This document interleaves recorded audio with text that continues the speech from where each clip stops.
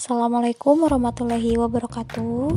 Anak-anakku yang soleh-solehah, kembali lagi pada materi kebikaan. Insyaallah pada kesempatan kali ini Ibu akan membawakan materi mengenai perencanaan karir. Adapun tujuan layanan yaitu peserta didik mampu memahami pentingnya perencanaan karir, langkah-langkah dalam merencanakan karir, serta memiliki sikap positif dalam melaksanakan kesuksesan di masa depan. Sikap positif antara lain bekerja keras, tidak mudah menyerah, bersabar, tawakal, dan hal-hal yang bisa membangkitkan semangat. Pekerjaan tidak serta-merta merupakan karir. Jadi, setiap pekerjaan itu tidak semua bisa disebut sebagai sebuah karir, karena kata pekerjaan merujuk pada setiap kegiatan yang menghasilkan barang dan jasa. Sedangkan kata karir lebih merujuk pada pekerjaan atau jabatan yang ditekuni dan diyakini sebagai panggilan hidup. Nah, cara paling efektif untuk meniti karir adalah dengan menggali bakat atau potensi sedini mungkin. Jadi, karir itu tidak pernah terlepas dari penggalian bakat dan potensi. Nah, inilah waktu yang tepat bagi kalian untuk menggali potensi dan bakat yang dimiliki. Apa sih minat kita? Apa sih bakat kita? Apalagi sekarang kita sudah ada di jurusan masing-masing nih. Aku di IPA, aku di IPS. Nah, karir apa yang akan dipilih untuk kedepannya? Minat apa yang ditunjangnya? Dan bakat apa yang dimiliki oleh kita, sehingga kita tidak akan salah dalam mengambil keputusan. Kemudian bagaimana nih langkah-langkah dalam merencanakan karir? Yang pertama adalah mengenali diri sendiri, yaitu menggali bakat. Apa sih bakat kita? Yang kedua, minat kitanya di bidang apa? Dan kekuatan serta kelemahan dalam diri kita, baik itu fisik maupun non-fisik. Fisik adalah sesuatu kelemahan dan kekuatan yang berhubungan dengan fisik kita atau jasmani kita, sedangkan non-fisik itu berhubungan dengan psikis kita, bagaimana kesiapan mental kita. Setelah kita mengenali diri kita, langkah yang kedua adalah mencari tahu informasi studi lanjut.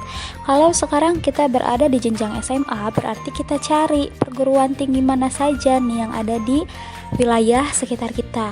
Baik itu jurusannya, kemudian jalur masuknya seperti apa saja, dan prospek kerjanya seperti apa.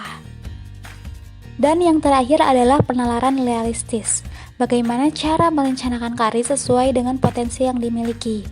Nah, ketika kita sudah mengenal bakat, minat, kemampuan, kelemahan, kita harus realistis. Jurusan mana nih yang kira-kira cocok dengan diri kita, atau karir apa nih yang cocok dengan apa yang kita miliki saat ini.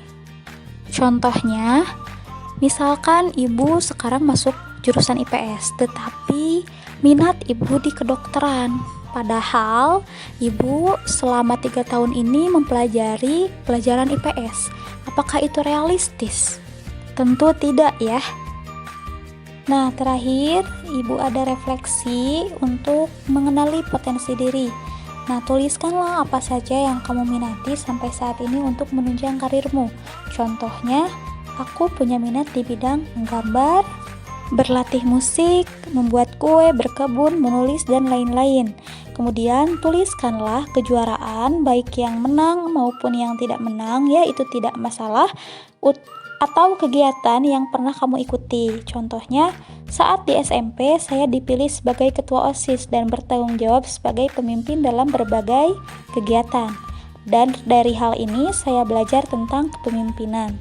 Kegiatan dari sejak kapan, Bu? Boleh dari sejak SD, SMP, atau SMA. Yang terpenting, kegiatan yang kamu ikuti dan kamu belajar apa dari kegiatan tersebut. Penggalian masih berlanjut. Tuliskan karir dalam bidang apakah yang kamu cita-citakan di masa depan. Kemudian yang kedua, rencana dan strategi apa yang kamu tetapkan atau terapkan untuk menggapai cita-cita tersebut, minimal 3. Misalkan, kamu tertarik dalam bidang kedokteran. Nah, rencana dan strategi yang sudah kamu lakukan saat ini adalah dengan masuk jurusan IPA, dengan mengikuti organisasi keipaan atau karya tulis ilmiah dan lain sebagainya. Kemudian yang ketiga, apa kekuatan yang ada dalam dirimu untuk menggapai cita-cita? Pertanyaan ketiga ini berkaitan dengan kelebihan yang kamu punya. Silahkan kalian tulis sebanyak mungkin. Kemudian yang keempat, adakah hambatan yang kamu hadapi sampai saat ini? Bisa saja dari orang tua, atau dari teman, atau dari diri kamu sendiri. Coba tuliskan ya.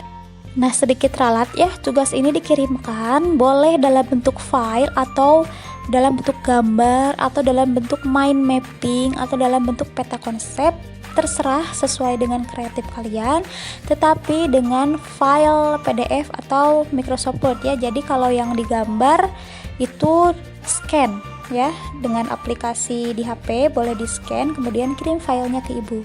Jadi tidak berbentuk foto ya. Bebas sekreatif kalian. Nah, kemudian kirimkan secara pribadi melalui chat di aplikasi Telegram ke ibu. Mungkin cukup sekian materi kita hari ini. Assalamualaikum warahmatullahi wabarakatuh.